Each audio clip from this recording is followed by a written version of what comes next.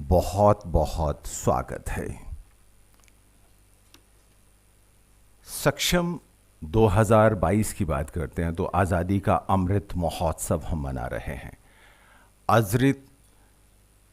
आज़ादी का अमृत महोत्सव, हरित ऊर्जा की बात, ग्रीन एंड क्लीन एनर्जी, यही है थीम। और इस थीम को घर घर तक पहुंचाना है। सक्षम की सफलता इसी में है कि हम औरों को भी जागरूक करते रहें, अवेयर करें। यहाँ से जो मैसेज हमें मिला है वो जन जन तक पहुँचे, और सक्षम यही कर रहा है। लगातार प्रोग्राम्स हो रहे हैं, लगातार मोहल्लों में, गलियों में, सोसाइटीज़ में, गांव में जाकर ये बताया जा रहा है कि ऊर्जा की बचत आप कैसे कर सकते हैं। चाहे वो घरेलू गैस हो या पेट्रोल, डीजल, जहाँ जहाँ ऊर्जा हम अधिक खर्च करते हैं उसे कैसे बचाया जा सकता है।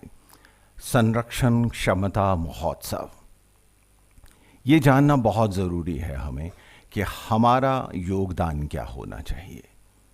हम अपनी तरफ से क्या कोशिश करें कि हम भारत को प्रगति के पथ पर अग्रसर होते देखें।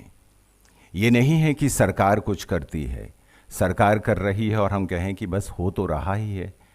हमारी जिम्मेवारी क्या बनती है ये भी सोचने की आवश्यकता है। हर एक व्यक्ति को साथ चल के हमें आगे बढ़ना होगा।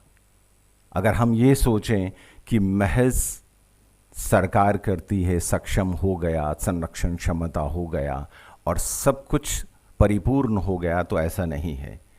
ज़रूरत ये है कि हम जो सक्षम के माध्यम से जानकारियाँ हासिल करते हैं वो अपने आसपास, पड़ोस में, जहाँ कहीं बैठते हैं दोस्तों के बीच में, वहाँ भी पहुँचाएं।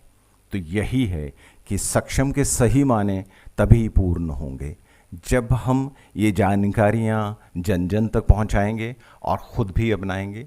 राह चलते हम कहीं ना कहीं गाड़ी रोक देते हैं, और ऐसे में ये भी है ना कि बार बार ब्रेक लगाना, गियर बदलना, ये हमारी आदत में शुमार हो चुका है। जैसे हॉर्न बजाना है, हॉर्न हम ना बजाएं तो ऐसा लगता है जैसे शायद गाड़ी चलाई ही नहीं हमने। तो ये ज़रूरी है कि हम छोटी छोटी चीज़ों का ध्यान रखें। रेड लाइट पे खड़े होते हैं, गाड़ियाँ देखते हैं आसपास चल रही हैं, और ऐसे में वही रहता है कि हमारी भी गाड़ी चल रही है तो चलती रहे ना, क्या फ़र्क पड़ता है मेरे एक से गाड़ी बंद करने में। ये ज़रूर देखें कि कितना टाइम है। बहुत सारे, अगर हम चंडीगढ़ की बात करते हैं तो बहुत सारे लाइट पॉइंट्स पर नंबरिंग चल रही होती है, और नहीं तो वैसे भी रोज़मर्रा की ज़िंदगी में आते जाते हमें ये पता चल ही गया है कि हमारी बारी कब आने वाली है। तो उसके हिसाब से आप अपनी गाड़ी स्टार्ट कर सकते हैं। तो इससे भी काफ़ी हद तक आप देश के लिए बहुत बड़ा फ़ायदा करेंगे। हम महज अपनी बात करते हैं तो देश की बात भी करनी चाहिए। देश को फ़ायदा पहुंचा रहे हैं लेकिन अपना भी फ़ायदा हो रहा है, क्योंकि हमारी जेब से जो पैसा जा रहा है पेट्रोल को, वो भी तो हमारी बचत है। तो इस तरह छोटी छोटी चीज़ें हैं जिनका ध्यान रखते हुए हम ये जो संरक्षण क्षमता महोत्सव है इसमें अपना योगदान जो है वो डाल सकते हैं। छोटी छोटी बातों को अमल करने से बहुत कुछ होता है। घर में है, गैस जल रही है, तो जाहिर सी बात है अगर आपको पता है तो आप बता सकते हैं कि हाँ ये छोटा पैन रखा है, बड़ा रखना चाहिए, गैस बाहर की ओर जा रही है। ये सारी चीज़ें आप देखेंगे तो आपको अपने आप लगेगा कि हाँ हमारा जो सिलेंडर है वो चलता तो पहले 1.5 महीने था, जब से हमने देखना शुरू किया अब तो 2 महीने हो गए। तो 15 दिन की वो बचत, गैस की बचत, साथ में अपने पैसे की बचत, ये सारी चीज़ें जो हैं वो हमारे सामने आ जाती हैं। तो आज सेकंड जनरेशन फ्यूल्स, इस पर चर्चा होगी, एथेनॉल पर चर्चा होगी, और अक्सर ये चर्चा होती है आजकल।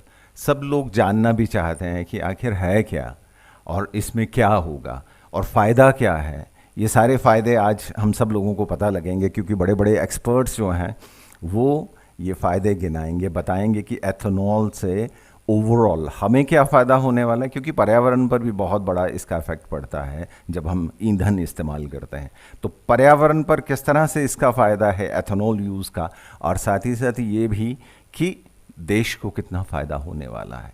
आत्मनिर्भर, हमने अगर ऑयल इंडस्ट्री को लेकर हम बात करते हैं तो आत्मनिर्भर बनना है तो एथेनॉल का बड़ा भाग है।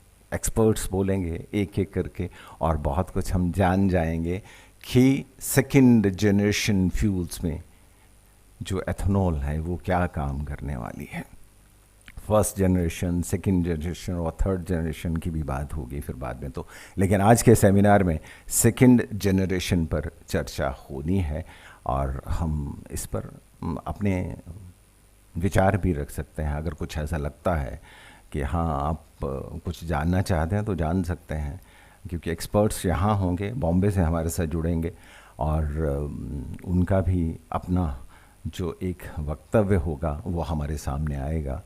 लेकिन फिर भी कुछ ऐसी चीज़ें हैं जिन्हें जानकर हम अपनी जानकारी बढ़ा सकते हैं और फिर हर व्यक्ति तक वो जानकारी पहुंचा सकते हैं।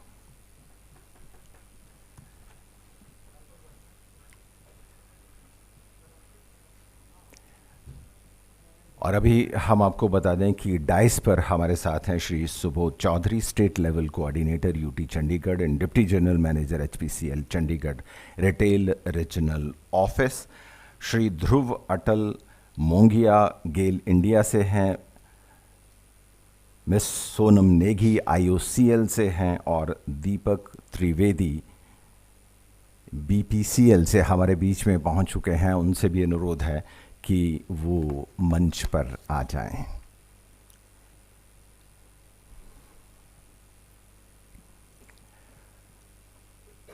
और एक बार सभी का जोरदार तालियों से स्वागत करिए।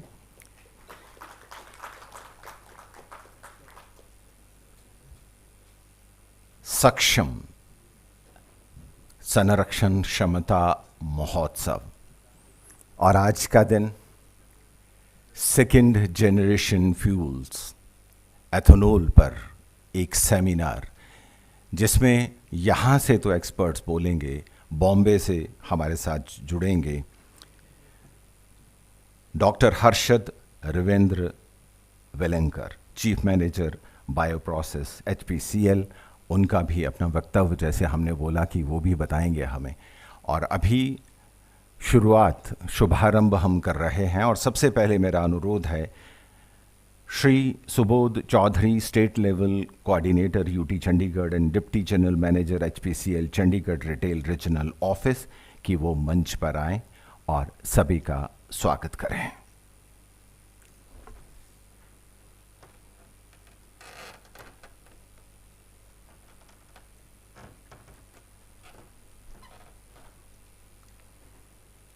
First of all, I'd like to welcome all of you to this webinar on second generation of biofuel, as a part which is being organized as a part of campaign of Saksham 2022.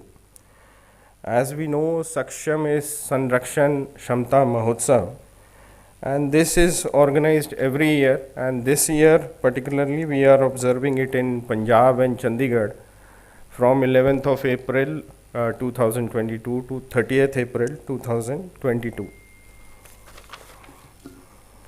The purpose of Saksham is primarily to create awareness among general public and end users towards need for judicious use of petroleum products in daily life. The same is of utmost importance for an emerging country like India, where the economy is growing at a rapid pace and the consumption of fuel is very, very high. We are one of the highest consumers of petroleum product. So therefore, it is a need of hour for us to optimize utilization of petroleum products, and we are trying to bring the awareness among the end users and the general public through this campaign of Saksham. And I am quite sure that this campaign will go a long way in promoting conservation of oil and gas through various mass awareness programs which we have been doing and which we will be conducting till 30th, where we have done a lot of farmer workshops, housewife workshops. There have been seminars, webinars, which are being conducted as a part of Saksham. So I am again hoping that with these campaigns, better awareness will come among the general public and the end users of petroleum product. And this will go a long way in promoting conservation, especially in Punjab and Chandigarh. So thank you and welcome to you all once again. Thank you.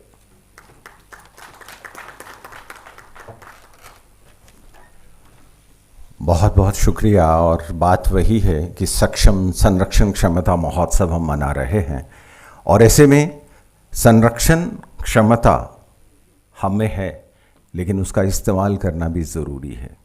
हम सक्षम हैं, लेकिन संरक्षण फिर भी नहीं हो पाता है।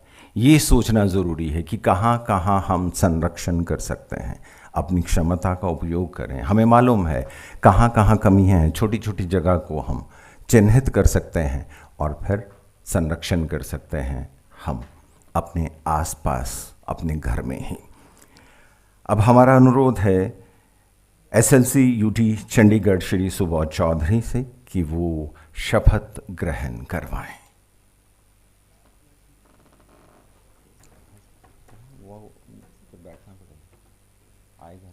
इधर ही आ जाए। सभी से अनुरोध है कि अपने अपने स्थान पर खड़े हो जाएं और शपथ की जो मुद्रा होती है उसमें रहेंगे तो अच्छा रहेगा। मैं जैसा बोलूँगा आप सब मेरे पीछे बोलें। हम सत्यनिष्ठा से प्रतिज्ञा करते हैं कि अपने सभी कार्यों में पेट्रोलियम उत्पादों के संरक्षण हेतु सतत प्रयासरत रहेंगे, ताकि देश की प्रगति के लिए आवश्यक एवं सीमित संसाधनों की आपूर्ति अधिक समय तक संभव हो सके। आदर्श नागरिक होने के नाते हम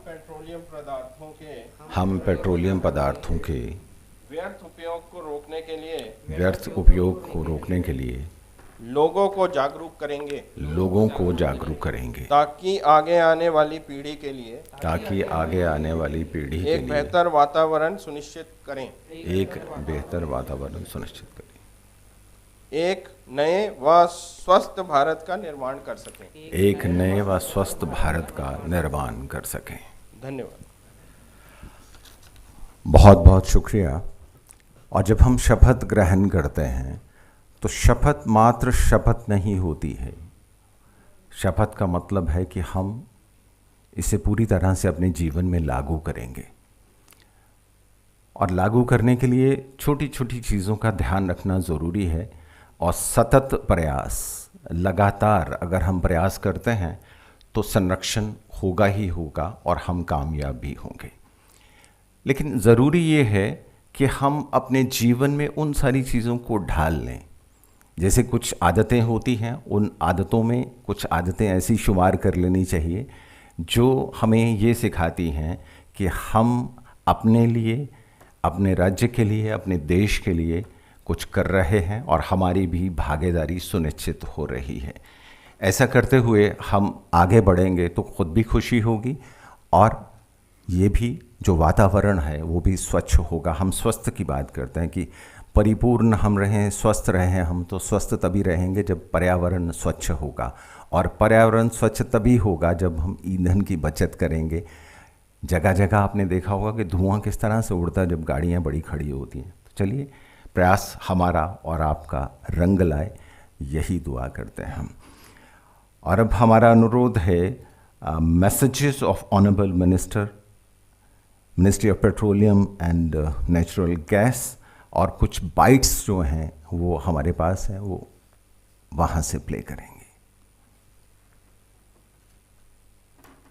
Dear friends, fossil fuel reserves are limited, but our fuel consumption is increasing rapidly. India still relies on imports to meet a large amount of our requirement of petroleum products. The excessive use of fossil fuel leads to pollution and also increases our carbon footprint. The Ministry of Petroleum and Natural Gas has undertaken an initiative called Sanrakshan Kshamta Mahotsav or Saksham, which is being organized from 11th to 30th April this year. During this period, a number of activities will be undertaken across the country to create awareness about the need of conservation of fossil fuel and also ways to enhance fuel efficiency. Your participation in this movement would help us in achieving the objectives of Saksham. Thank you. नमस्कार प्रिय मित्रों, ईंधन हमारे जीवन का अभिन्न अंग है। जीवाश्म ईंधन की अत्यधिक खपत से प्रदूषण होता है, जिससे हमारे कार्बन फुटप्रिंट में वृद्धि हो रही है।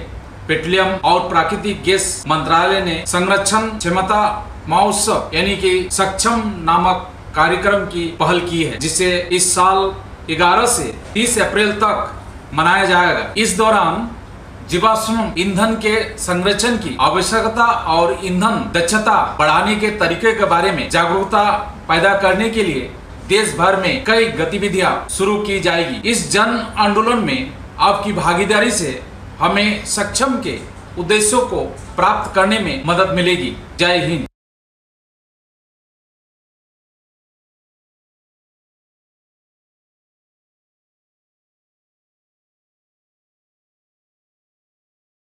के उद्देश्यों को प्राप्त करने में सफलता मिलेगी। वही हम कह रहे थे, भागीदारी प्रत्येक व्यक्ति की सुनिश्चित हो।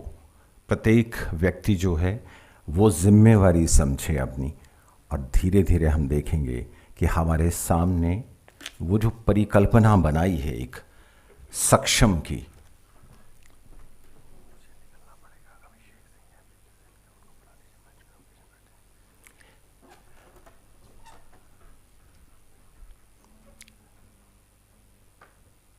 कुछ चीज़ों को समझकर उन्हें जानना और फिर अपने जीवन में ढालना सबसे बड़ी बात है।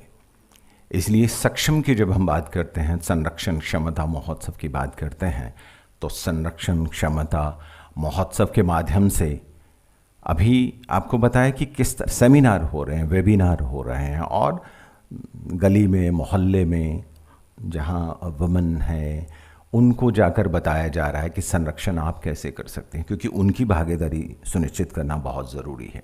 घर में रसोई का काम हाउसवाइफ हैं वो करती हैं, बच्चे होते हैं, हम सब बड़े देखते हैं, लेकिन देखकर अनसुनी करना ये भी हमारी आदत में शुमार है। लेकिन छोटी बातों को समझकर संरक्षण क्षमता महोत्सव का एक जो ध्येय है, जो थीम रखा गया, वो तो है कि आप ग्रीन एनर्जी इस्तेमाल करें, क्लीन एंड ग्रीन एनर्जी, उसकी बात आती है। लेकिन उसके साथ साथ जो बातें हैं वो समझना ज़रूरी है कि हर एक चीज़ को समझकर अपने जीवन में ढालते चले जाएंगे तो संरक्षण करेंगे। अभिषेक सिंह HPCL से हमारे बीच में हैं, उनसे गुजारिश है कि मंच पर आ जाएं।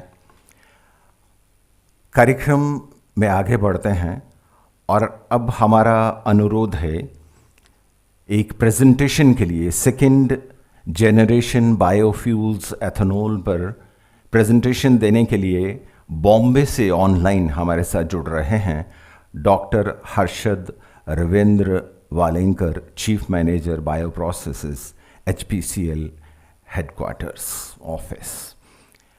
ये MOP and NG ministry of petroleum and natural gas guidelines policies on second generation biofuels पर भी चर्चा करेंगे, और status of various ongoing projects of second generation biofuels in India जो है उन पर भी चर्चा करेंगे। अगर बीच में कुछ ब्रेक आता है तो फिर हम आपको याद दिला दें कि अब किस पर चर्चा होगी। ऑनलाइन हमारे साथ इस समय जुड़ रहे हैं doctor Harshad Ravindra वालेंकर।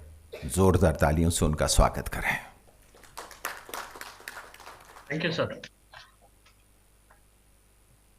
So shall I share my screen?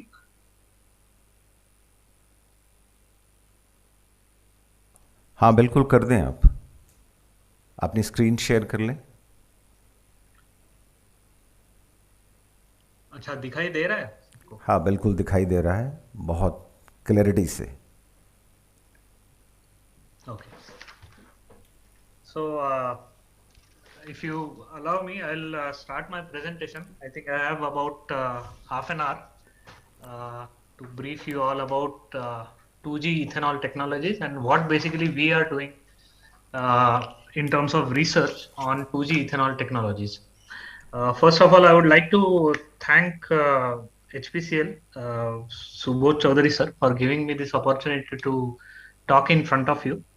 And I also like to thank all the dignitaries on the dais, on the stage from HPCL, BPCL, GAIL, and IOCL. Thank you very much for attending today's session. My name is Harshad Vilankar.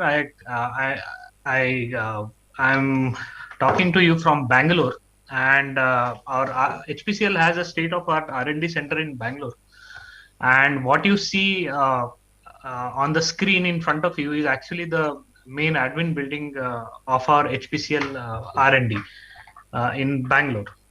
So I'll straight away start with my presentation. Today's topic would be an overview about 2G ethanol technologies, challenges, and the way forward for producing 2G ethanol.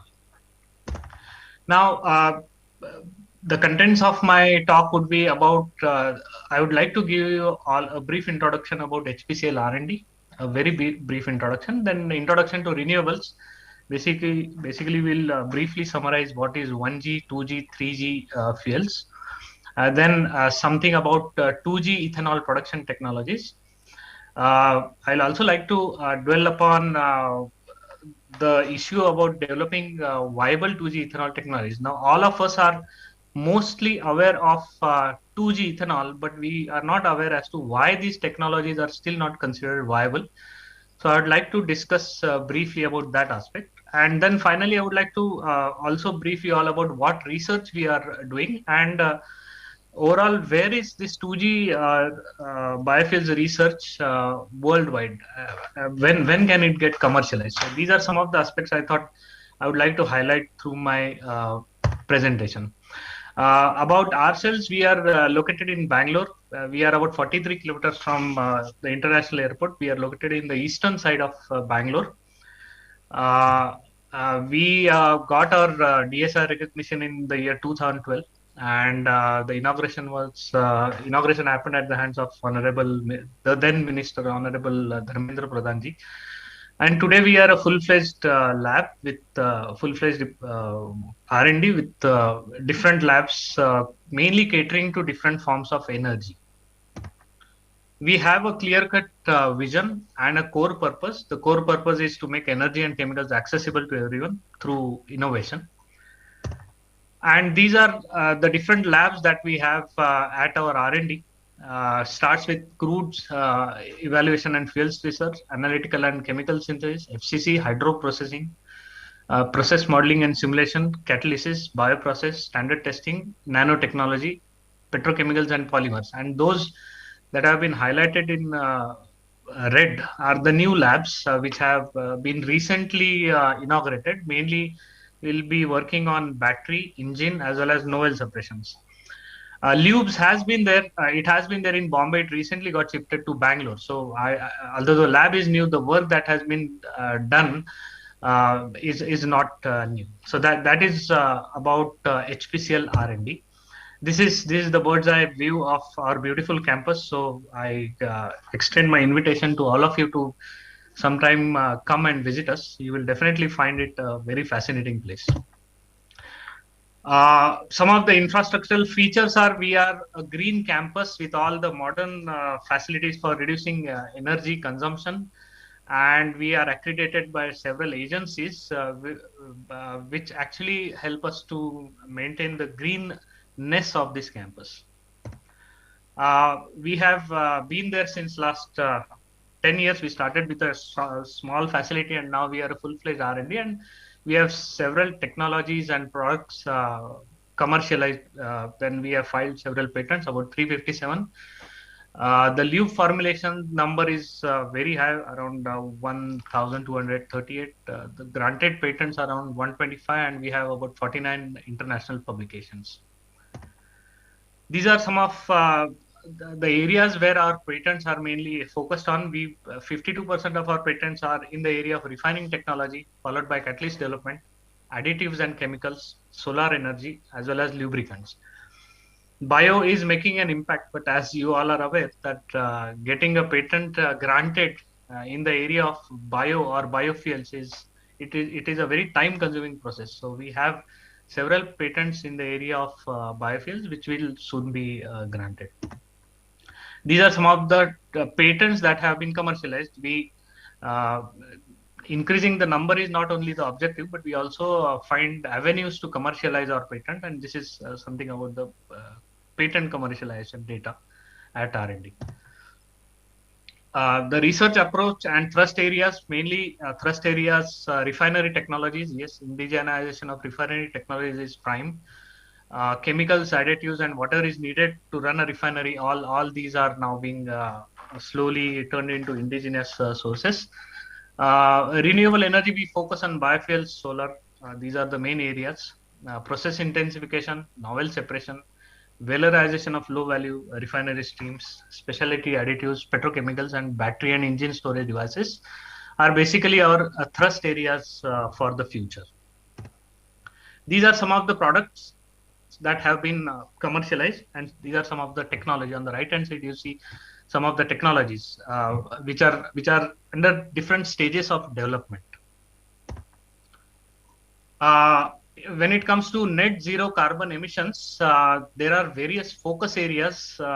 These are more or less futuristic areas, but all of our projects are basically categorized under some or the other area, which basically would take us to the goal of achieving net zero carbon emissions for our products and technologies. Now, to begin the actual presentation on 2G ethanol, let us first try to understand. To build a case, I would first like to highlight that about 80% of India's energy needs are met by three fuels, which is coal, oil, and solid biomass. Now, whatever electricity we get is mainly based on coal. So the rapid push for electricity is mainly coal-based electricity. That is one thing we have to keep in mind. So although that pollution is not getting generated in the cities, that pollution is definitely happening at a localized area where coal is converted into electricity. So basically what I want to say is that coal is not the answer to our problems. And then what remains is other sources of energy. Biomass is one. Biomass is definitely sustainable, but then we have also seen the harmful effects of using biomass as a primary energy fuel, and that is the reason there is a specific push for moving away from biomass to more sustainable fuels. Now, despite our recent success in expanding coverage of LPG in rural areas, we still have a long way to go. 60 million Indians have not fully switched or switch to modern or clean cooking fuels, and that is, I think, the foremost objective for our switch over to cleaner fuels. However, one thing is for sure: as the vehicles increase, oil consumption is not going to go down in the future, and definitely the imports are also going to increase. So these are some of the basic facts that we will have to keep in mind while we undertake this transition of moving from fossil fuels to cleaner fuels such as 2G fuels. As we all know, India is a major force in global energy economy. However, the energy consumption has also doubled since 2000 due to our growing population as well as rapid economic growth. Now, nearly every household, I mean, it's definitely a proud thing for all of us that every household has now access to electricity, but then electricity comes at a cost. And that is the reason we will have to find out sustainable resources which burn in a cleaner way and help us to mitigate the effects to the environment. When we talk of the environment, India is the third largest global emitter of carbon dioxide. Carbon dioxide, as we all know, causes a lot of problems to the environment. Even I need not really elaborate on what carbon dioxide does to our environment. And mainly this carbon dioxide is mainly coming through the industrial emissions, as well as increasing vehicular numbers. So these are the specific areas where we need to focus to reduce our carbon emissions. Definitely, the rising levels of carbon dioxide is already leading to a lot of premature deaths. A lot of people are not living beyond a certain age due to effects of these pollutants in the atmosphere. One thing I would like to highlight now, COVID also made a significant impact on the energy scenario of India. COVID, in fact, left lasting scars. Our energy demand was initially projected to be around 50% between 19 to 2030. It was projected to increase by 50%. Now it would perhaps grow by 25 to 35%. But what happens is, if the energy demand has slightly decreased, what happens is we are again pushing the lower income households below the poverty line. So their lifestyle actually doesn't improve. And that is what is happening due to COVID. Ultimately, this is the direct or maybe the indirect effect of COVID, resulting out of lowered energy consumption. Our investments have definitely shown a slight decrease. They have fallen by about 15%, which is not slight, which is quite significant. And overall, although we all have experienced cleaner air, relatively cleaner air in the last 2 years, it has not really helped us to move towards our long-term goals of sustainable development. Now, the first thing when we start talking of 2G fuels or cleaner fuels is, why do we really need them? It is the first and the foremost thing to understand is, why do we need renewable energy? Usually we have a tendency to take the modern world for granted. The amenities, wealth, education, healthcare, mobility, etc., enjoyed by the developed nations usually depends on abundant energy supplies or the availability of abundant energy. But 85% of this energy is usually derived from oil, coal, and natural gas. Now, if we remove that component of abundance, of energy abundance, the modern world simply disappears. So the modern world, as we all know, is very, very closely linked to abundance of energy resources. Now, in fact, the whole scenario is changing. China, like many other countries, is also facing an energy crisis. Since September, high coal costs and inflexible electricity prices have actually caused shortages that have forced local governments to implement rolling blackouts for energy intensive industries. Now, if this can happen in China, it is very well going to happen in our country. In fact, the situation at Indian power plants also remains grim, and ensuring continuous supply of good coal, I think, remains a priority, which is very, very well challenging. So now, considering all of this, it is very essential that we need an alternative source of energy, which is better for the environment and which is also affordable. Now, people talk of biohydrogen as the solution for, or rather hydrogen as being the solution for overcoming this transition or moving away from fossil fuels. But there is still some time to go, because developing technologies to produce hydrogen in a sustainable and a cost-effective manner is going to take some time. Maybe another decade or two it is going to take us, and during that time we cannot keep burning fossil fuels. So as I see it, biofuels are the transition fuels. So while going towards cleaner fuels like hydrogen, perhaps we have to go through this journey of biofuels, is how I have come to understand this situation.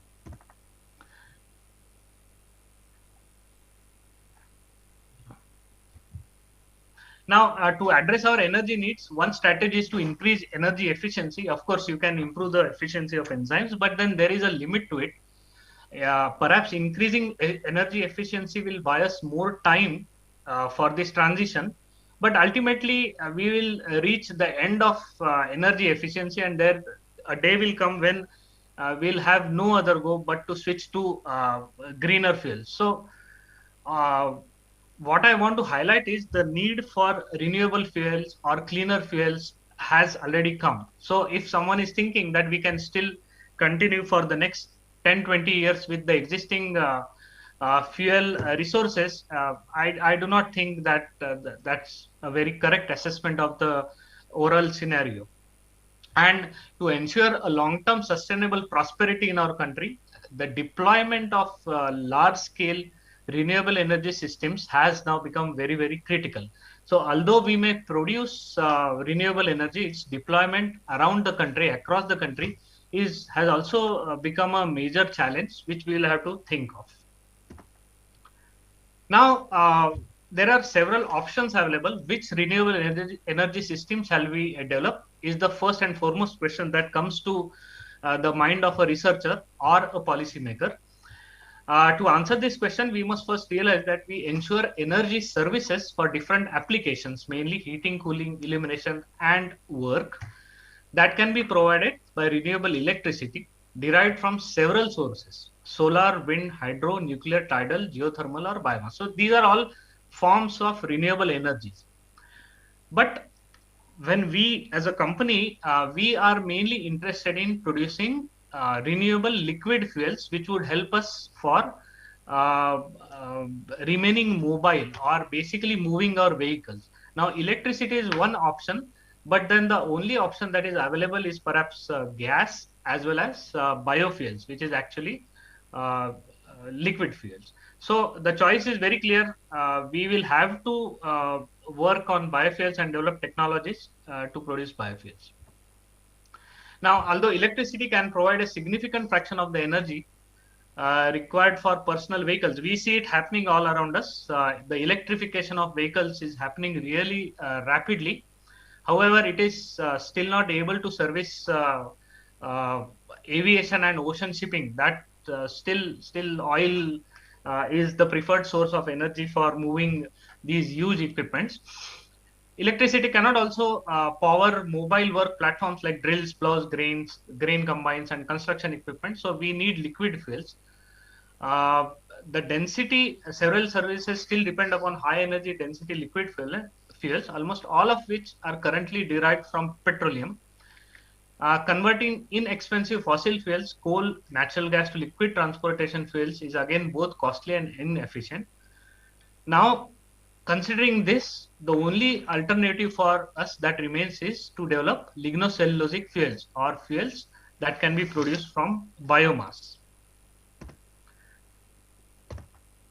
Now, we are basically all aware of the economic, environmental impacts of using green fuels or biofuels.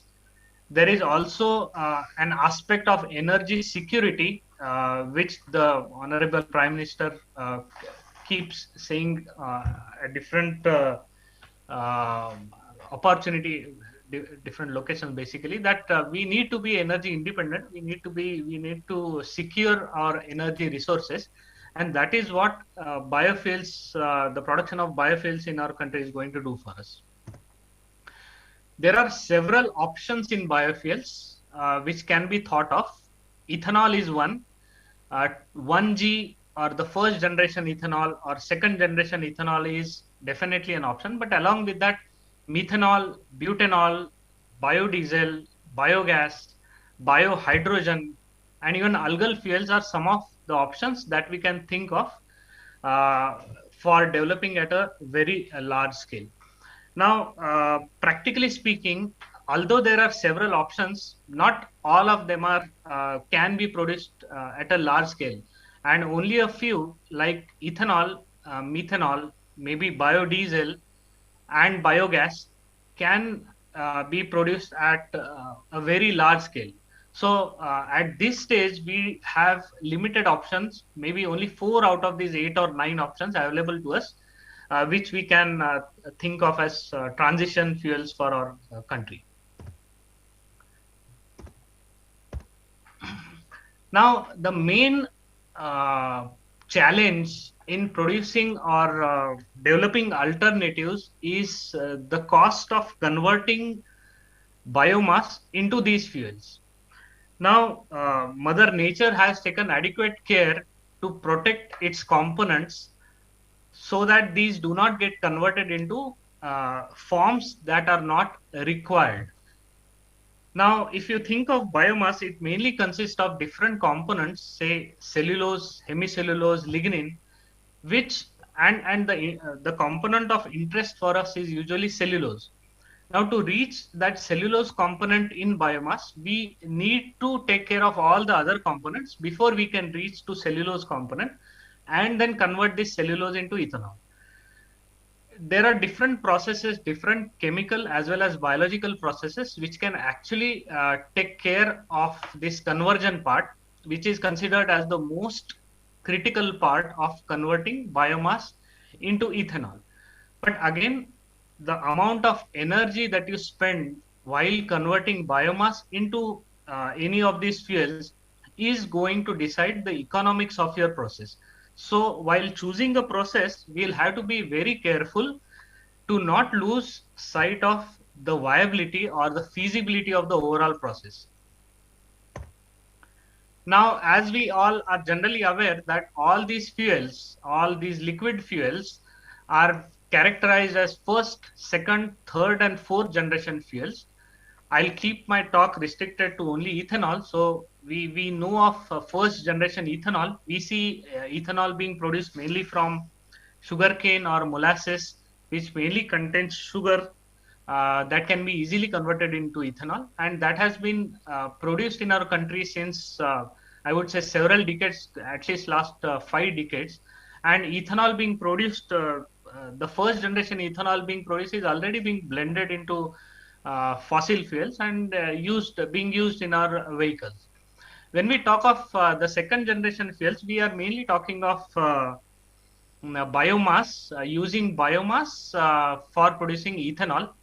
When we are talking of third generation fuels, we are mainly talking of algae, or we are, so algae can be grown in water, which can be converted into, one is biofuel, it can also be converted into bioethanol.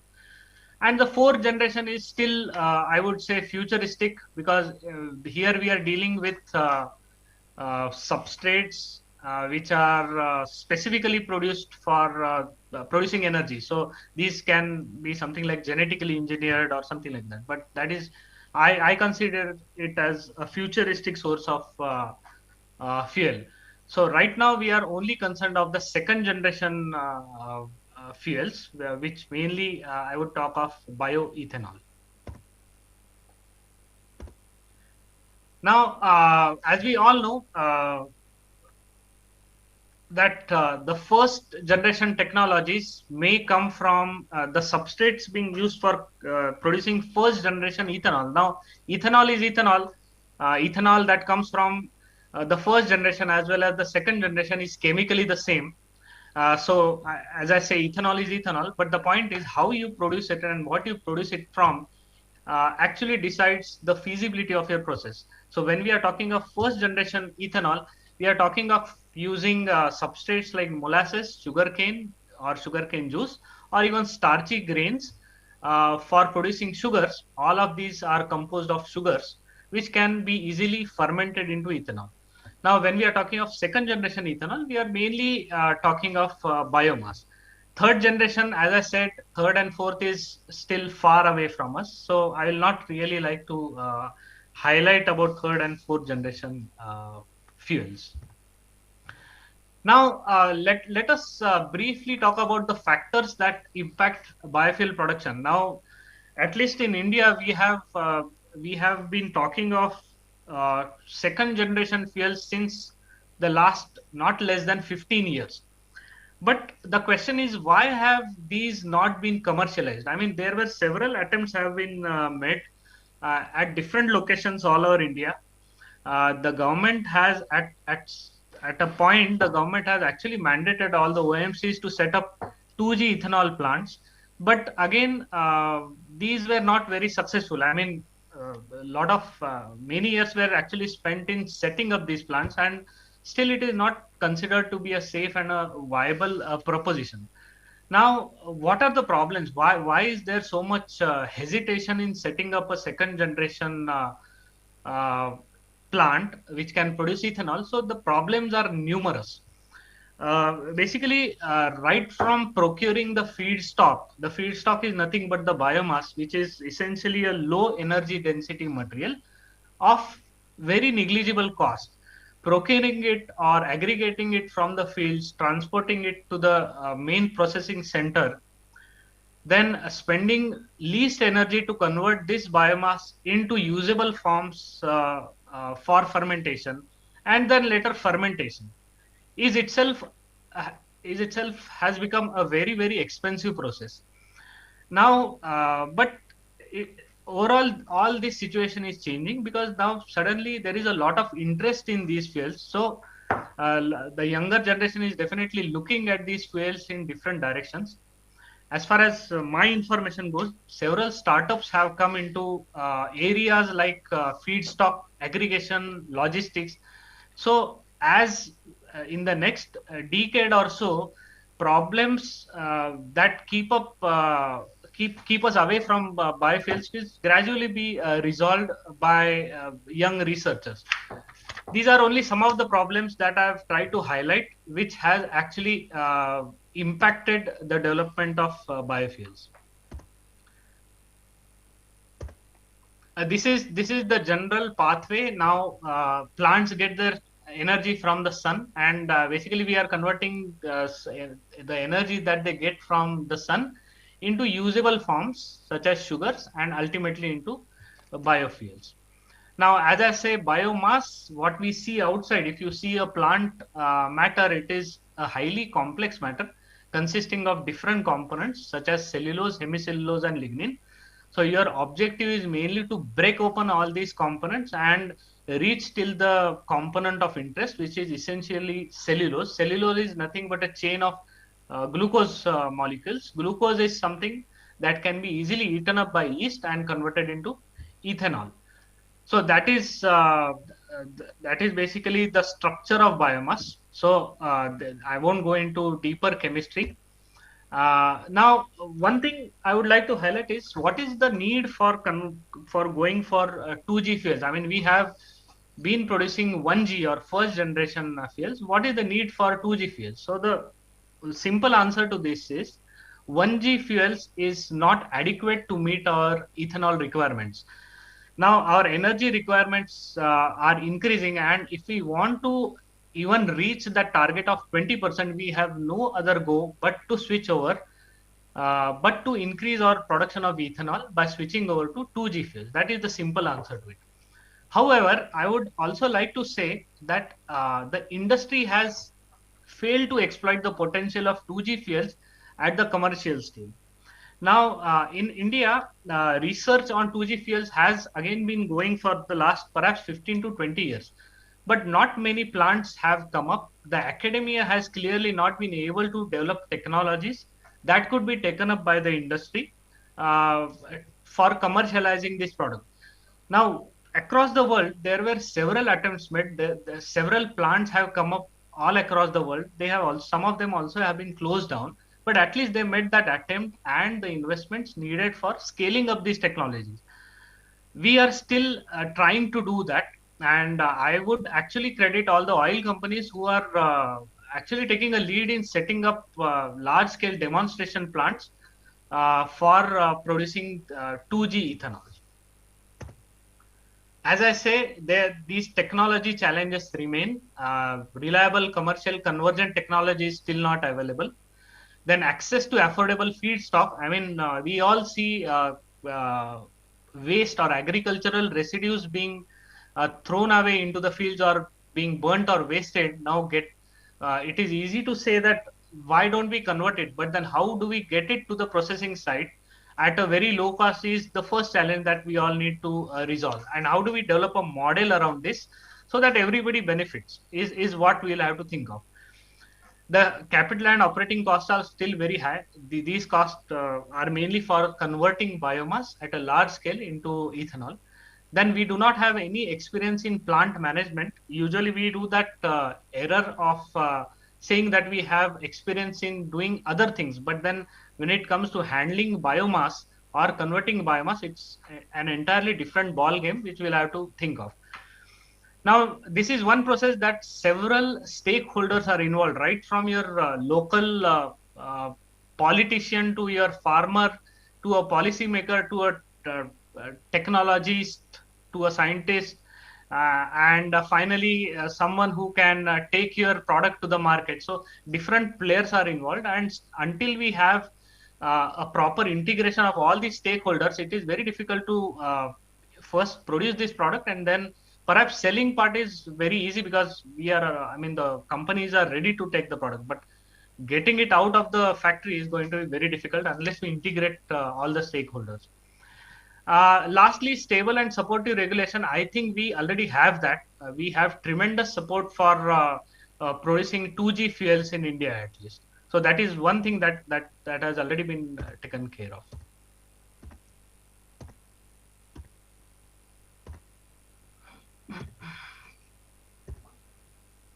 Now, this is the process. I won't go into details. It is a complex process. It consists of multiple steps, mainly different types of feedstocks. It could be rice straw, wheat straw, bagasse, cotton stalk, or anything that is classified as agricultural residue. You will have to first clean it up by, say, drying or removing metal pieces, stones, and all, and then putting it into a thermochemical process where all the bonds that engulf your cellulose need to be broken, mainly consisting of lignin and all, and then you release that cellulose for further conversion by the use of proteins called as enzymes. Now, what these proteins or enzymes do is they hydrolyze this cellulose into sugars, and these sugars can be easily fermented into ethanol, which can be distilled off. For those who have actually had some experience in handling biomass, they will identify with this challenge. The nature of biomass, the first and foremost challenge in converting biomass into ethanol is managing the size of biomass. So for anything to get converted, you first have to reduce the size. But in this case, it is not that simple because the density of this material is very low, and using equipment to convert this into smaller sizes at minimal energy input is still a challenge. These are some of the machineries that are commonly used for converting large size particles of, say, straw or bagasse into smaller size particles that can be converted. Now, these are all the methods, basically the pre-treatment methods or the thermochemical pre-treatment methods that are available for converting biomass into sugars. So there are a host of physical, chemical, physiochemical, as well as biological methods. Now, the success of your plant or a demonstration plant, I would say, depends on making the right choice. And the right choice can only be made based on the economics of the process. So this is one process where we'll have to continuously think of not losing the fact that the ultimate product costs somewhere around 52, anywhere in between 52 to 63 rupees. So all you do downstream has to match the final product cost. Again, there are several challenges when it comes to pre-treatment. These are some of the equipment that are commonly used for pre-treating reactors. Experience available with the academicians as well as the industry in India is, I would say, very fragmented. Unless engineers and scientists come together to resolve all issues related to biomass handling and conversion, we will not be able to reach a viable solution for, say, designing a good and efficient reactor, perhaps in the near future.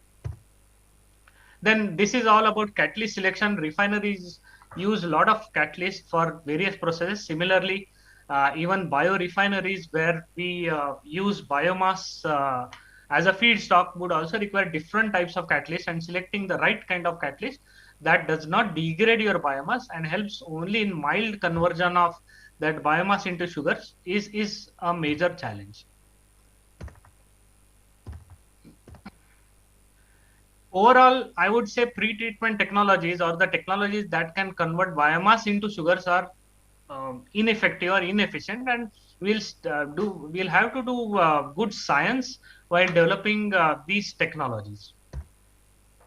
Now, one of the things that I am very sure that all of us must have heard, the main challenge for these technologies, the availability of enzymes. Now, enzymes are proteins that help to convert cellulose into sugars.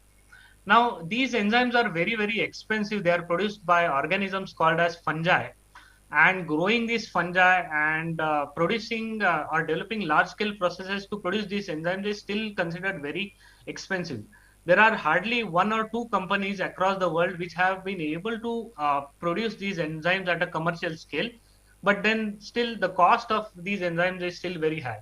Unless India has access to good enzymes, it is very difficult to put up a plant that can produce or that can convert biomass into sugars.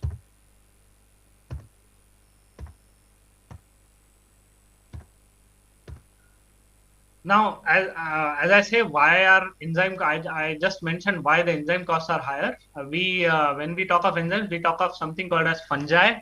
Fungi produce enzymes or proteins. Fungi are basically microorganisms. The productivity of fungi is usually very low.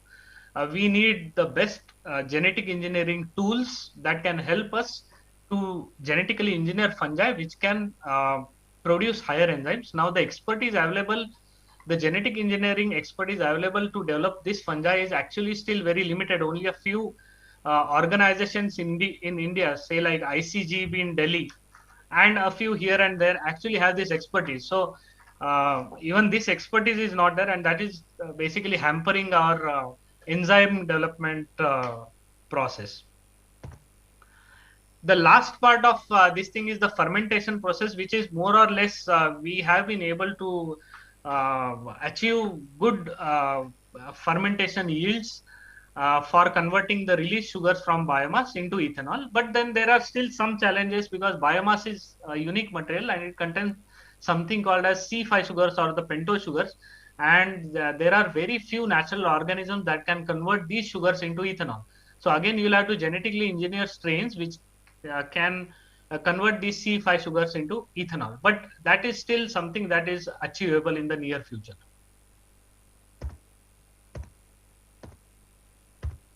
Now, in the last, I would say 5 to 6 years, several companies have jumped into this market. Some exist, most of them have already closed down, and they try to sell technologies to mainly oil companies, technologies for converting biomass into 2G fuels.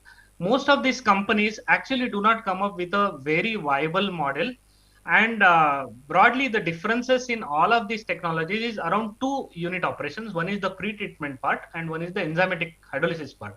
So, if you are in that position to evaluate technologies for converting biomass, you should be aware that most of these technologies differ only in 2 aspects, and we'll have to be more careful to determine the economic viability of these 2 unit operations while evaluating the technologies. So this is the overall scheme of things when we talk of converting biomass into ethanol. This is, I just wanted to give you an overall picture of how integrated this whole system is. I mean, one factor affecting another, and that is the reason it increases the complexity of the overall operation. I'll briefly talk about 2G ethanol technology development at HPGRDC. We have developed a process called as HPASAP or Assisted Single Step Acid Pre-Treatment Process. It has some advantages over other processes. It uses less energy. It is a single step process for converting biomass into sugars. And we have also scaled up this to the demo scale very successfully. This is a photograph for a demonstration scale 2G ethanol plant at HPCL R&D complex. You all are welcome to see it, come here, work on it. Absolutely welcome. We have recently commissioned it. It is a 1 ton capacity plant, and there are different unit operations in this plant that help us to basically process rice straw, sugarcane bagasse, as well as wheat straw into ethanol.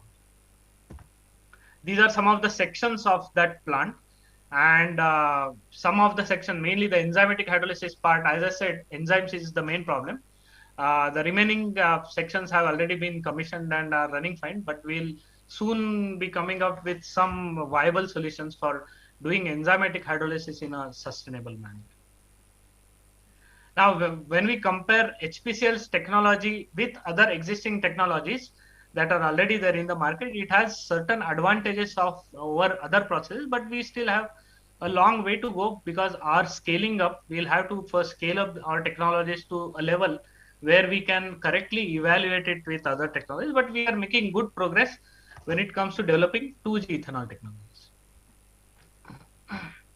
So before I close, I would like to say that in an ideal 2G ethanol process, the pre-treatment should maximize sugar production. Enzymatic hydrolysis, the enzyme that we use should be first is cheaper, and they should convert maximum cellulose. This is just an ideal scenario. There are no ideal processes available in the market, and we'll have to go with a particular process and then try to optimize that process. Thank you for your kind attention.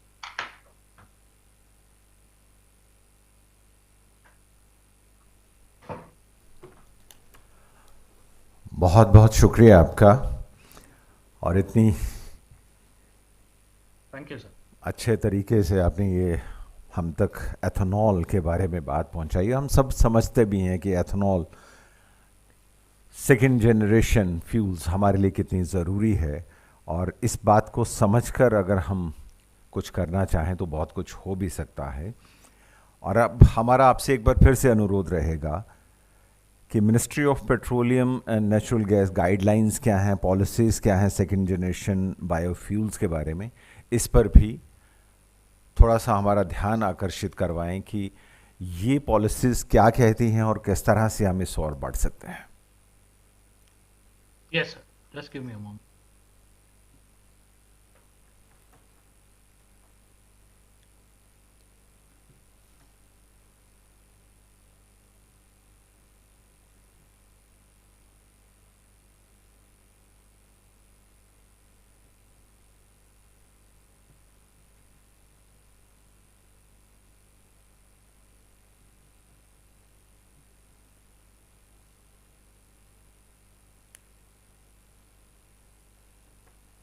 Just another moment, sir. I'm just trying to. बिल्कुल, आप अपना वक्त लीजिए।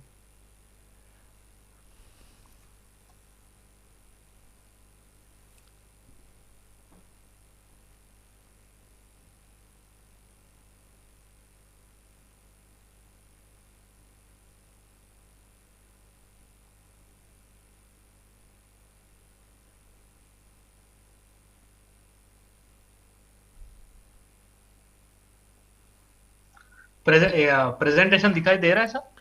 दिखाई दे रहा है हमारे पास। Okay. So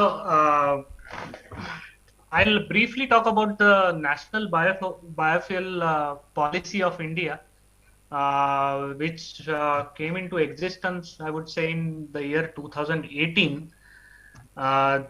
This actually is a very comprehensive document which provides a good guideline or good directions for almost all of us to develop technologies and to produce biofuels, as well as how you would be using these biofuels. So some of the highlights of this policy which came in 2018. Now, for a moment, let me tell you what was there before 2018. So there was a policy, I think, made in the year 2007, which was not a very clear-cut policy. Most of the things, I mean, then we were still in the process of learning about ethanol. So, we had very little knowledge about 2G ethanol. So, aspects about 2G ethanol were not included under that policy. I think it was in the year 2007. For the first time in 2018, a very comprehensive document was prepared with the available expertise and the knowledge, which actually included 2G, not only 2G, but as well as 3G fuels. Of course, 3G fuels, as I say, is still little futuristic, but at least a proper direction has been now provided for developing 3G fuels for our country. One more thing that was done was other than easily available substrates like say sugars or sucrose or starch, a lot of other substrates like grains and grains were also included in this policy document. Now the government also promised to supply funding for setting up 2G ethanol plants. These would essentially be demo scale plants with VGF. And then there was also some support for setting up supply chain mechanisms for biodiesel production from non-edible oilseed as well as UCOs. Uh, when we go a little deeper, the initial target was to achieve around 20% ethanol in petrol by the year 2030. Now, the story is in 2018, we decided that it would be 20% by 2030, but we have recently changed it. I will come to that in perhaps the next slide. Now, the 2018 policy basically talks of basically categorizes biofuels as basic biofuels as 1G and advanced biofuels as 2G. Now, it also includes municipal solid waste to drop-in fuels, mainly consisting of, say, butanol as third generation fuels, as well as bio-CNG. So the basket has increased. I mean, that is one thing that has been done by this document. The raw materials have also, the scope of raw materials has also increased. We can now use damaged food grains, broken rice, rotten potatoes, and all those things for converting it into ethanol. Previously, it was not there. Then farmers are always at a risk of not getting appropriate price for their produce. During surplus production, the policy actually helped us to use surplus food grains for ethanol production. Previously, there were political compulsions, I would say, for converting food grains into ethanol, but now there is a clear-cut direction that this can now be done. Viability gap funding, that is the reason there are several players that are coming ahead with new proposals to set up bio refineries, and they have been given some incentives as well as financial aids. Last is boost for biodiesel production. Now, biodiesel, we have, as a country, we have gone through the Jatropha story. It is, I would say, partially successful. Some people say it is not successful, but then the answer, the solution to go ahead is not about, yes, to some extent, the science or the technology involved in converting Jatropha seeds into oil is still a lot of problems need to be resolved, but then we are still stuck up with the associated mechanisms, and unless associated mechanisms, say like collection and all these things, so unless these are resolved, it will take some time for us to develop sustainable mechanisms. Of course, the expected benefits of this 2018 policy, the policy aims at reducing input dependency. The primary object is also to reduce crop burning and convert these agricultural residues into biofuels, put basically all these residues into better use for producing biofuels. There are obvious health benefits of replacing conventional fossil fuels. Employment generation, increasing farmer revenues are also the main objectives of this policy. And the expected benefits, I would say, India is already slowly seeing the benefits of implementing this policy. Ethanol and biodiesel production has steadily increased, but there is a long way to go. And disruptions like COVID we need sustainable solutions or long-term solutions to overcome once in a century crisis like COVID, but then these really affect the overall supply chain, and again it takes that biomass to biofuel story back to square one. So to avoid all these disruptions, we need some sustainable solutions and some policy initiatives.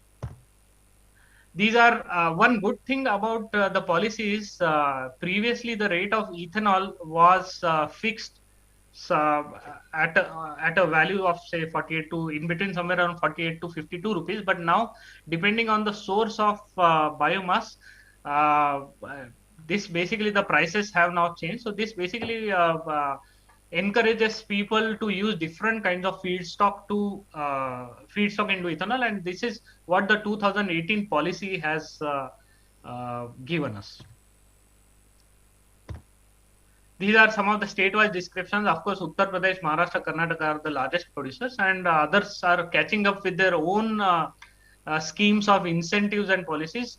Now, in the last 2 or 3 years, if you scan the news reports or newspapers, almost all of the states, starting from Bihar, even a small state like Goa, have actually announced some schemes for making more ethanol.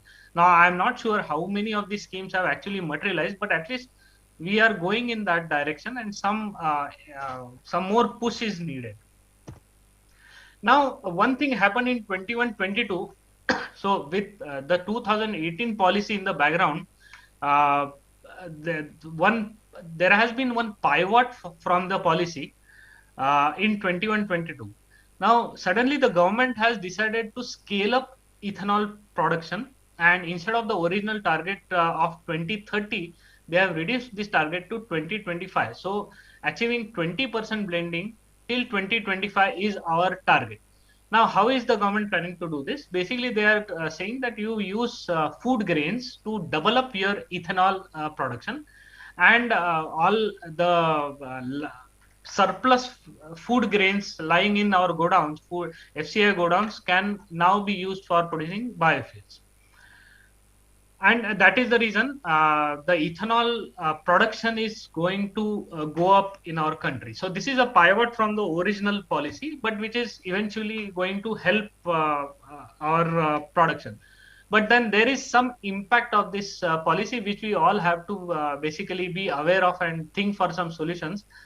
This is going to increase our CO2 emissions. I mean, of course, while converting biomass into biofuels, there are these emissions which we'll have to think of. So suddenly you produce huge quantities of ethanol, that is going to impact our environment or the emissions. So that is one thing that we'll have to think. Now, the other thing is the cost of substrates that are available, or the grains available in say FCI godown.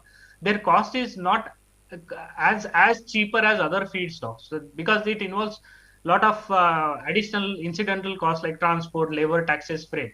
So the cost of biomass goes up. So naturally, the ethanol that is produced from these feedstock may be slightly expensive. So we'll have to have some proper systems and policies in place to take care of these anomalies. Of course, the use of rice for ethanol can pose a risk to India's food security. So there has always been that debate of food or fuel. I mean, do you divert your grains for producing food, or do you produce fuels from it? So that is one thing that we'll have to again be careful of and think of proper solutions. And what is going to happen is, now it has taken so long for us to develop these 2G ethanol technologies. Now, again, if we switch over to say 1G ethanol technologies through food grains, then the focus on 2G ethanol technology development work is going to go down. So this we should not allow to happen, and we should definitely focus on both the aspects. One is producing more ethanol from grains, but at the same time trying to develop our own technologies from 2G feedstocks. The way forward for this is 2G is, I mean, you cannot go away from it. It is something that is going to benefit our country. It is going to produce more value for our country. But we'll have to work for it. We'll have to, other than developing the technology part, we'll have to develop supply chains, the logistics of transporting biomass and all these things. Unless and only after developing these things will be able to develop feasible technology. We'll have to put more finance into research and development of 2G fuels. I mean, if you comparatively, the kind of money that goes into developing these technologies is minuscule, I would say. So we need to finance more of these projects, and at the same time supporting alternative feedstock for biodiesel production is also something that we can think of doing. Now, the key tenets of India's biofuel policy are unique and forward-looking, so we all can be assured that the policy is great. It has a clear focus on 2G feedstock and land regeneration, because when we talk of using grains, again, we are also talking of using a lot of land for cultivating these grains. But then the 2G, the policy actually talks of 2G, which does not require additional land. And important factors such as increased life cycle emissions, water stress, ethanol pricing, and changes in agricultural supply chain need to be considered. Actually, this policy has considered all these things. So that is why I said there is a clear-cut direction to us. All we need to do is work as per the policy. Thank you. तालियां, बहुत बहुत शुक्रिया Thank you, sir. Doctor Harshad, आपने बड़े अच्छे तरीके से हम तक बहुत सारी बातें पहुंचाई हैं और सेकंड जनरेशन फ्यूल्स एथनॉल पर हमारी जानकारी जो है और बढ़ी है। और अब हम ख़ास तौर पर कुछ चीज़ें जो आपने डिस्कस की हैं कि क्या इम्पैक्ट पड़ रहा है, पर्यावरण पर क्या पड़ेगा, और साथ ही इकॉनमी जो है हमारी जो है कितनी ज़्यादा चली जाती है, पैसा कितना चला जाता है बाहर, एथनॉल को अगर हम पेट्रोल में मिक्स करेंगे तो उसका क्या फ़ायदा होने वाला है, सारी चीज़ें जो हम तक पहुंची हैं, ये बहुत ही अच्छी जानकारी आपने पहुंचाई है। बहुत बहुत शुक्रिया एक बार फिर से आपका, और ज़ोरदार तालियां डॉक्टर हर्षद के लिए एक बार फिर से। Thank you, sir. बेंगलोर से हमारे साथ जुड़ने के लिए आपका बहुत बहुत शुक्रिया। कार्यक्रम को आगे बढ़ाते हैं। हरित और स्वच्छ ऊर्जा अपनाएं, आज़ादी का अमृत महोत्सव मनाएं। ये बात हम सब जान चुके हैं और यही बातें हमें समझनी भी होगी। और अब हमारा अनुरोध है mister Mayank Kumar, senior project engineer Bathinda biofuels refinery, कि वो मंच पर आएँ और गवर्नमेंट ऑफ इंडिया के जो इनिशिएटिव्स हैं और highlights HPCL Bathinda biofuels project है उसके बारे में जानकारी हमें दें। Thank you, sir. First of all, I would like to thank all the dignitaries present here to give me this opportunity. My name is Mayank and I'll be presenting on Bhatinda Biofuel project. This is a brief about me. I graduated from IIT Dhanbad in 2013 and then I did my masters from IIT Madras in 2020. In between, I was associated with Technip FMC as an R&D engineer, and I got associated with Hindustan Petroleum Corporation Limited in 2020. And currently, I am posted at 2G Ethanol Biorefinery Bhatinda project. This is the agenda for the presentation. So many of the things have been covered by Shri Harshad sir. So I'll be touching upon NBP and future targets and future demands in briefly. Mostly I'll be talking about 2G Ethanol Biorefinery project Bhatinda, and I'll be showing the 3D model of the same to explain how the plant will look like when it will be commenced. Moving on with brief on national policy on biofuels and future targets. So as it has been discussed already, our target was 20% ethanol in MS by 2030, but it has been revised and now we have blending target of 20% ethanol that has to be achieved by 2025. When we are talking about achieving 20% ethanol blending in MS by 2025, we all are aware that we'll have to augment our capacity for production of ethanol. There were many recommendations in NBP regarding the same, but one of the things which I would like to highlight here is one of the recommendations made in NPB was setting up 2G biorefineries. So if we want to achieve the target of 20% ethanol blending, success of 2G biorefinery can play a major role in that. The program of ethanol blended petrol was already, I think, established in January 2003. But when we talk about NBP 2018, this program was reinforced and ambitious targets were set up. Why we want to produce ethanol? We have talked about it a lot. So basically, we want to be self-reliant and we want to cut the imports of fossil fuel. If we want to produce second generation ethanol, then we need a lot of biomass. And for that, we need clear visibility. And for that, a creation of National Biomass Repository has been proposed by conducting appraisal of biomass across the country. In NBP, there is an estimate that if we utilize the surplus biomass and produce 2G ethanol, we have potential of producing 3,000 crore liters per annum. This is brief about the progress of EBP program, and I have highlighted a few key milestones which we achieved when we were progressing our program of EBP. There is one where we opened alternative route for ethanol production in January 2015, that is second generation, and the government has since directed all public sector enterprises to set up biorefineries. In June 2018, this policy was forward-looking and very well updated and aligned with our goals of production of ethanol in the country. Then in July 2018, interest subvention scheme was also planned for enhancement and augmentation of ethanol production capacity in the country. Then in October 2019, ethanol procurement policy on a long-term basis was proposed and published.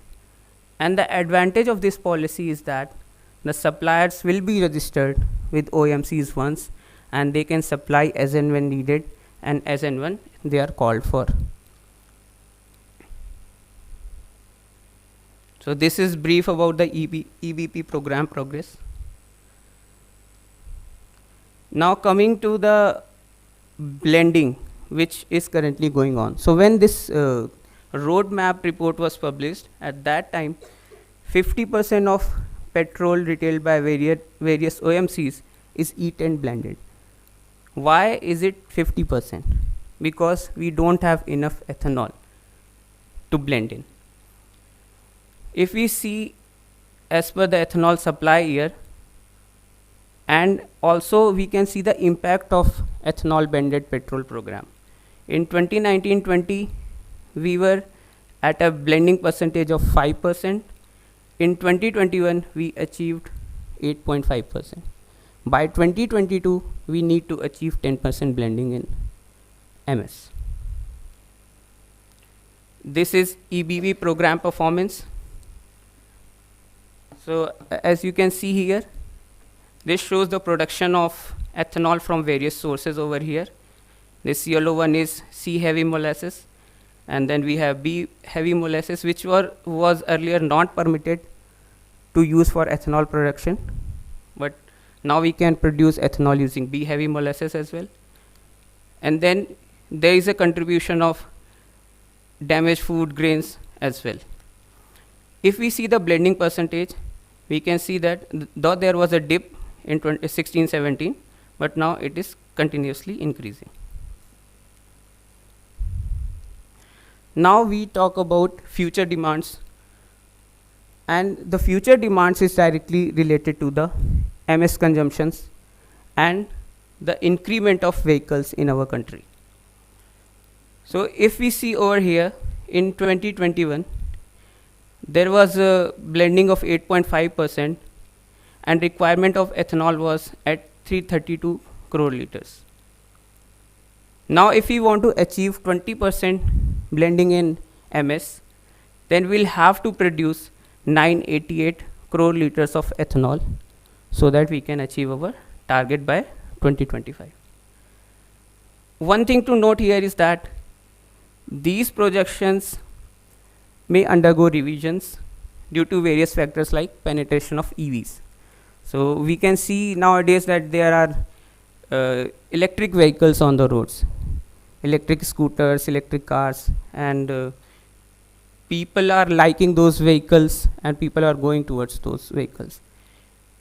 If the penetration is more, then these data, whatever data present here, will get revised. When we are talking about our future demand, then we'll have to talk about the production as well, whether we are able to meet our future demand or not. So this is year-wise and sector-wise ethanol production projections. It can be seen here that this is the ethanol which is used for blending, and this is for other purposes. If we see here, by 24-25, we'll have to produce 988 crore liters of ethanol for blending. And currently we are standing here at 332 crore liters. That means we'll have to augment the capacity 3 times, almost 3 times. And this will be coming from grain and sugar. So earlier it was produced using sugar, and now we are implementing policies to promote the ethanol production from grains as well. But there is a huge gap in between. Like I was explaining earlier, that we have a potential of 3000 crore liter per annum if we can produce ethanol using 2G route. If that is possible, then this gap can be filled very easily.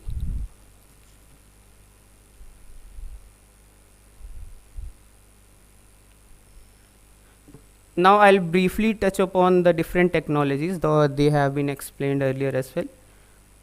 Very basic difference which is there is based on the raw material. When we are talking about 1G bioethanol, it is something which is made from food-based feedstock, which contains starch or sugar. But when we are talking about 2G bioethanol, it is non-food feedstock, which is containing cellulosic biomass. And there is third generation, which is using algal biomass. This is a very simple diagram explaining the production of ethanol using a 1G technology. In 1G, we consider both starch feedstock and sugar feedstock. Sugars can be easily fermented by yeast, and that is why we don't need any intermediate process. We mill the sugar cane, we get the sugar juice, we get the sugar, and it can be directly fermented, distilled, and bioethanol can be produced. But in case of starch, because it cannot be fermented by yeast easily, we'll have to break it down to monomeric sugars, and which is done through intermediate processes such as liquefaction, fractionation, and enzymatic hydrolysis. When we were talking about 1G and 2G and why we want to move towards 2G, this is the reason. The challenges with 1G technology are, the first thing is there is a competition with the food supply, because this is edible food, and if we route it to ethanol production, then our food security gets challenged.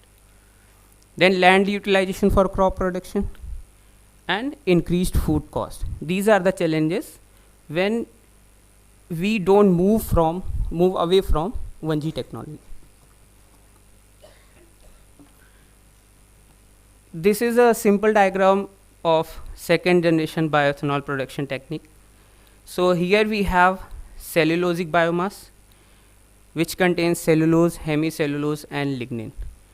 The main difference is here we'll have to break it down to access the cellulose and hemicellulose.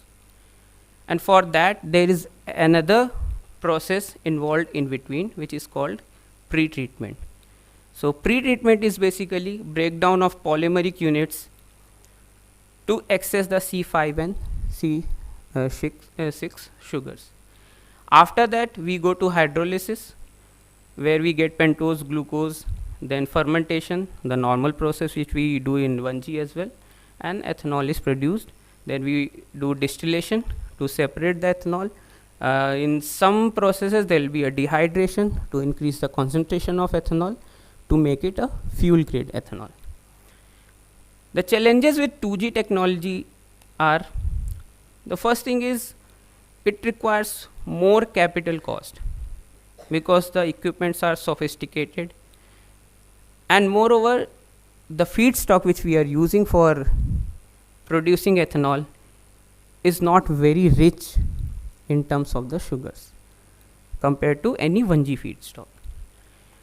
There is another constraint, which is market availability of feedstock at reasonable price, because there is no supply chain established for sourcing biomass. That is why this is a major constraint. And as we can see, the capital cost is high for 2G ethanol. That means if we want to make it viable, our operational cost should be low. In that case, if we are not getting feedstock at competitive prices, then this technology looks non-viable. Then this is the third generation bioethanol production from algal biomass, and it is not in very advanced stage right now, so I'll be skipping this slide. This diagram shows the comparison between 1G and 2G technology. As we can see here, in sugar feedstock we don't need pre-treatment or hydrolysis, and that is why after juice extraction we can ferment it, and from fermentation we can produce ethanol. But in case of starch feedstock, we need hydrolysis. After that we do fermentation and we produce ethanol. But in case of lignocellulosic feedstock, we'll have to do pre-treatment to break down the lignin to access the sugars, do the hydrolysis, convert the cellulose into monomeric sugars, and then we produce ethanol by fermentation. Now I'll be talking about 2G technology, which is being used for 2G ethanol biorefinery, which is situated at Bhatinda. In lignocellulosic biomass, particularly its chemical composition is a prerequisite for developing effective pre-treatment technologies. Because when we are getting feedstock from different sources, we'll have to have a specific pre-treatment technology based on the composition of the feedstock, and similarly the enzyme will be used to liberate the sugars from there.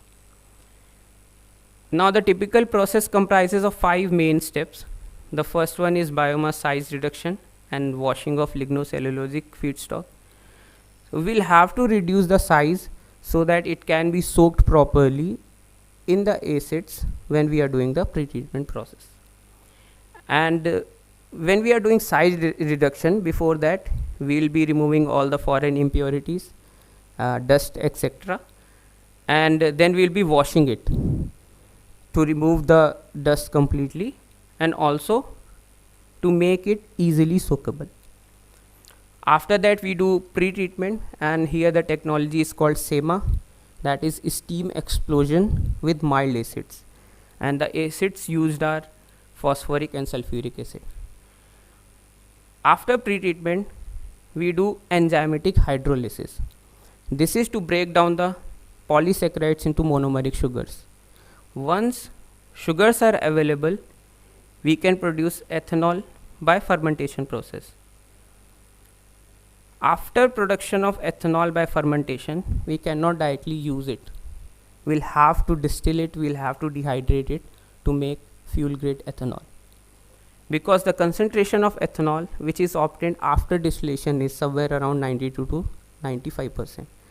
But as per IS 15464/2004, we need 99.5% purity ethanol to use it as a fuel. Now I'll be talking about 2G ethanol biorefinery Bhatinda, and what are the key features of this biorefinery. The first thing is the capacity of this refinery is 100 kiloliters per day of fuel grade ethanol.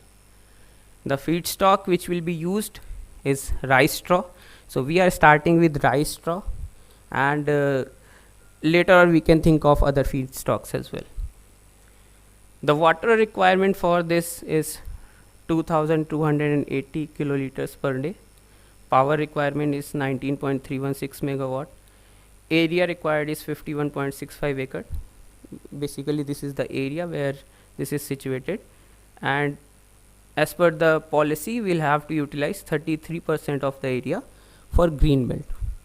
Now when we are talking about 2G at present scenario, we should think of it as a seed, not as a plant, because we are sowing the seed right now. We are coming up with a commercial scale plant, and this will help us in understanding the process parameters and how we can improve them to make the technology viable. Because if we keep on going with demo plants, we will never know that how the plant will work at a commercial scale. Though there are differences when we compare this 2G route with 1G, like freshwater requirement for a 100 KL 1G plant will be somewhere around 1000 kiloliters per day. Power requirement will be somewhere around 4 to 5 megawatts. Area required is 18 to 20 acres.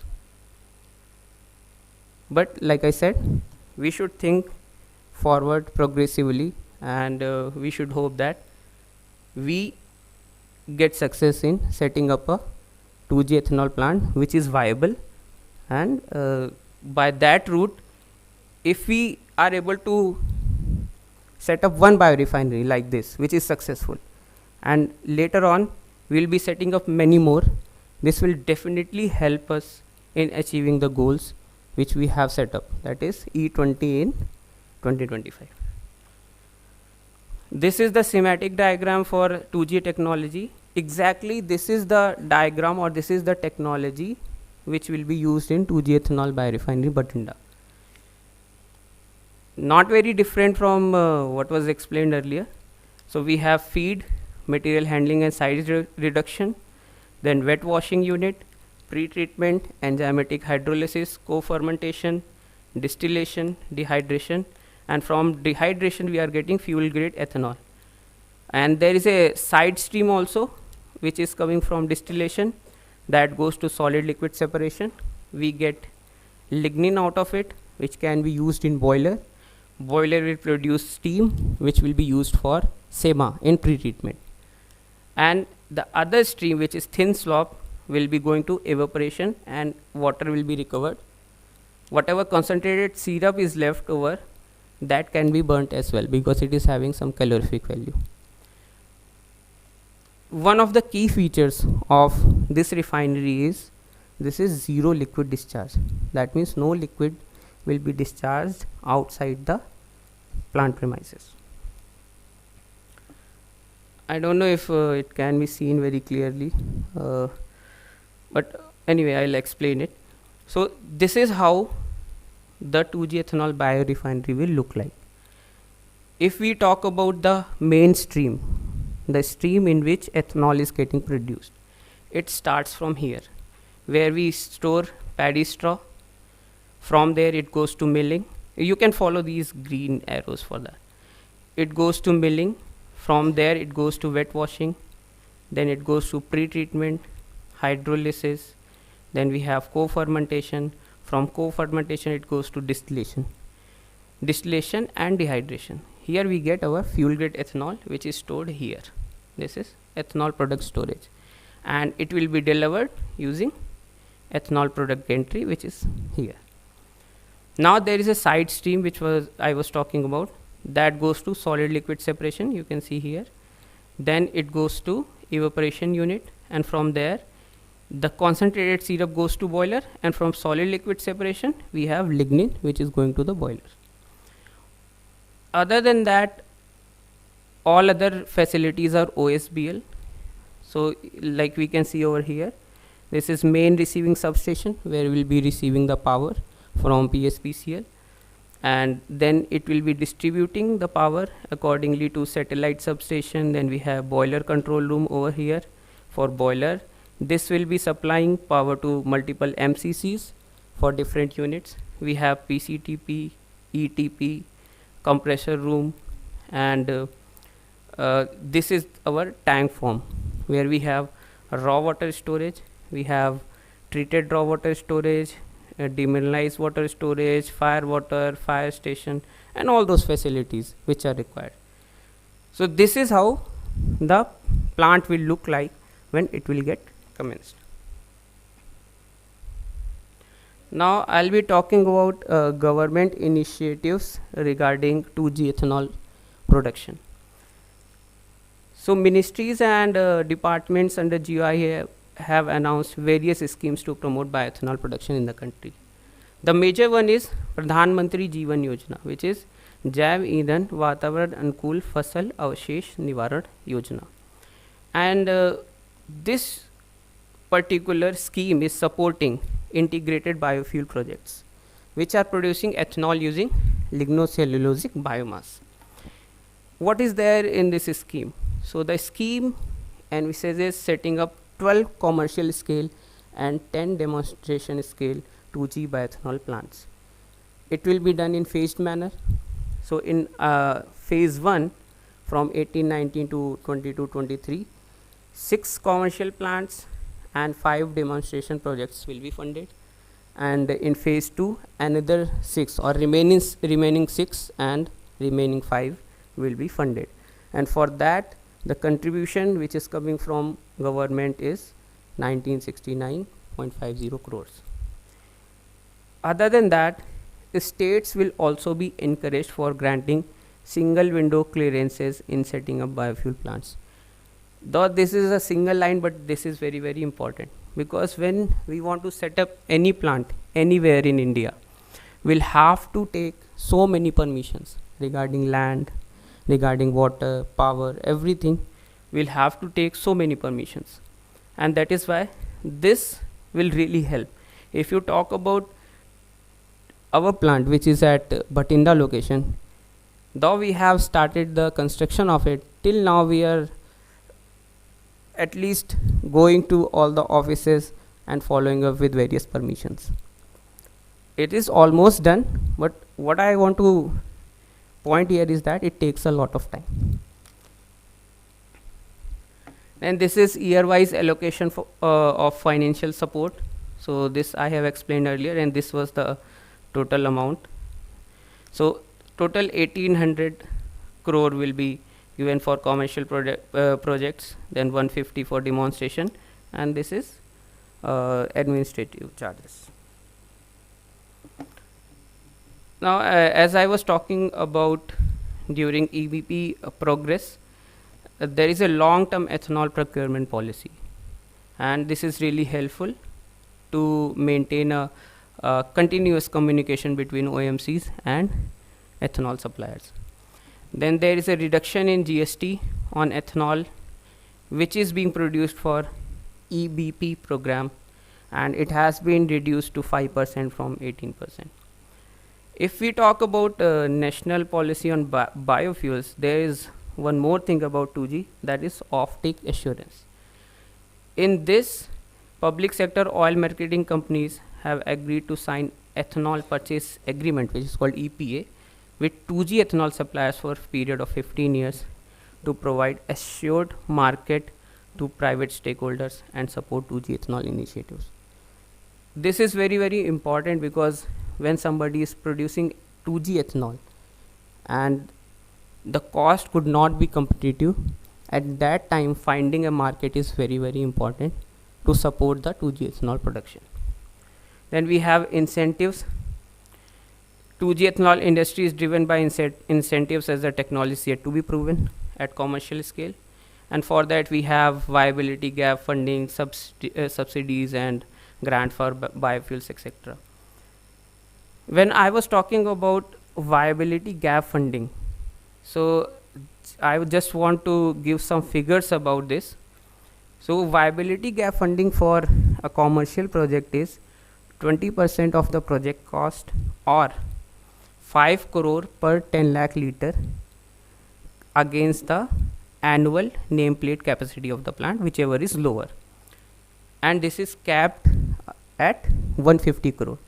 So nobody can get more than 150 crore. If it is a new technology like demonstration plant, then it is capped at 15 crores.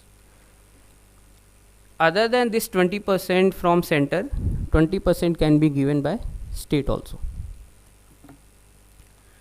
The last thing is the advanced biofuels, 2G bioethanol is under that category, will be given a differential pricing to further provide the incentives. Why this is important? Because when we are producing ethanol from different sources, the ethanol produced is same everywhere, but when we are producing ethanol from different sources, the cost of production, which will eventually come in the sale also, will be different. And in that case, if we want to support any particular technology based on particular feedstock, we'll have to do differential pricing for that. The mechanism for differential pricing for advanced biofuels will be decided by National Biofuel Coordination Committee. So this committee will be deciding all the differential pricing. Okay, so that is the end of the presentation. If you have any questions, I'll be happy to answer those. Thank you.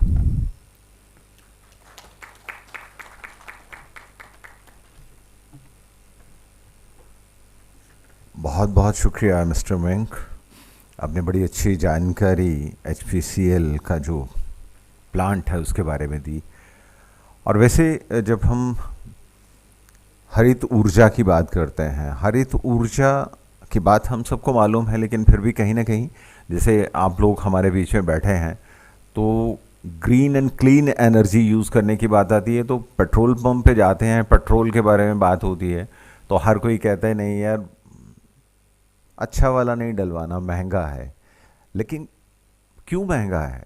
महंगा है लेकिन उसका फ़ायदा क्या है हम सबको, ये बताना बहुत ज़रूरी है। और ये बात आप सब लोग पहुंचा सकते हैं कि भाई महंगा है लेकिन आपकी गाड़ी के लिए कितना सही है, पर्यावरण के लिए कितना अच्छा है और इससे क्या क्या फ़ायदे हैं हम सबको। ये बातें अगर समझ में आए तो संरक्षण क्षमता महोत्सव जो हम मना रहे हैं उसके सही मायने हमारी भी समझ में आ जाएंगे और संरक्षण क्षमता के सक्षम जो है वो हम सबको सक्षम बना पाएंगे, देश को भी सक्षम बना पाएंगे। अब आखिर में मेरा अनुरोध है miss Sonam Negi Indian oil corporation limited से कि वो मंच पर आएं और सभी का धन्यवाद करें। Good evening, everyone. This is Sonam Negi, Senior Managers Lubes, Indian Oil Corporation Limited. On behalf of Oil Marketing Company, I thank all the participants who are present here physically and have joined through Zoom for their gracious presence. And we really hope this program would turn out to be a fruitful one for you all. And we really hope that this program was successful in spreading the message of conservation of energy in today's energy-intensive world. We would be really hopeful if all of you would be like act as a key messenger and a key user of judicious use of the energy and making it as a lifestyle instead of really, attending this program and just for the sake, but also propagating this message to your colleagues, to your friends, to your family, and in your society also. I also thank our today's presenters, Dr. Harshad, who has joined us from Bangalore, HPC, and also Mr. Mayank, for educating us through their very elaborative and informative presentation on 2G ethanol, and also educating us, or rather acquainting us with the national policies set by Government of India. This actually proves how committed the government is towards greening the environment in terms of energy availability, making it available. And as OMCs, we are also committed to provide more and more greener energy and to make this transition more successful and meeting all the targets and expectations. We also thank our moderator today, Mr. Nirmohi ji, for always being the best moderator and being in association with OMCs for all the programs. And we also thank CII for the facility, for the arrangements, the cameraman and the IT people. We thank you. Jai Hind, Jai Indian Oil.